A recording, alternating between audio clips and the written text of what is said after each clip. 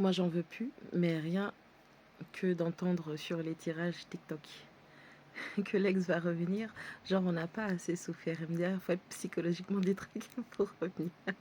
Alors déjà, franchement, c'est génial. En fait, le truc qu'il y a, c'est que peu importe les énergies qui sont annoncées, sache que le libre arbitre fait que tu as le droit d'accepter de jouer cette énergie ou pas. Ok? Et donc, ensuite, euh, libre à toi. Alors, on peut accorder une seconde chance, mais pas de la façon dont la plupart pensent. Seconde chance, ça ne veut pas spécialement dire revenir en couple, dans le sens où, par exemple, il y a des gens, pardon de parler comme ça, il y a des gens, ils vont se manger un karma où ils se mangent, où ils ont mangé un karma tellement sale que le seul moyen, on va dire, qu'ils se disent mentalement d'apaiser ce karma-là, c'est de revenir parce qu'il y a des excuses qui doivent être faites. Je ne parle pas des excuses que quand la personne t'a fait du mal, non, mais je voulais pas te faire du mal, je suis vraiment désolée, j'avais pas ça en tête, je voulais pas que tu te sentes comme ça. Non, non. On parle d'excuses sincères, pas d'excuses qui sont faites comme ça à la va-vite en pensant que bon, ah ben il s'est excusé, elle s'est excusée, ça y est, c'est fini. Non, on parle d'excuses qui sont vraiment profondément, authentiquement sincères.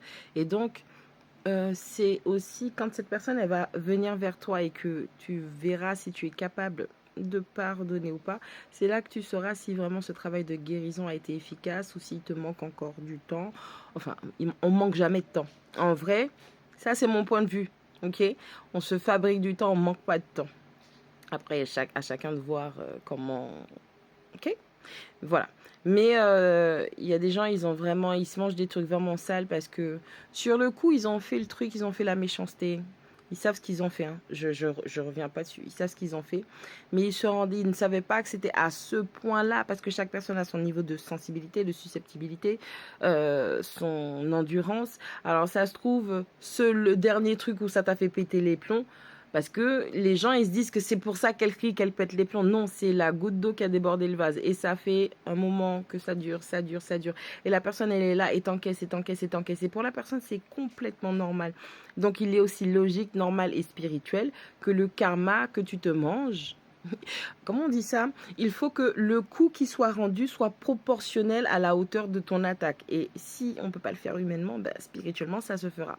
Mais quand quelqu'un revient vers toi dans les guidances, tu peux aussi t'arrêter au fait que la personne te présente ses excuses et que tu acceptes ou pas. Ou moi, le premier truc que je conseillerais à n'importe quelle personne, c'est de dire donne-moi le temps de réfléchir. J'y penserai. Moi, par exemple, mon truc de... Pour temporiser un truc, surtout pour moi, par exemple, moi, je dis j'entends. C'est pas une disquette, hein, mais moi, je dis j'entends. J'entends ce que tu me dis. J'ai entendu ce que tu m'as dit, mais j'ai pas écouté ce que tu m'as dit. Ça veut dire que je ne suis pas prête à cette compréhension. Voilà.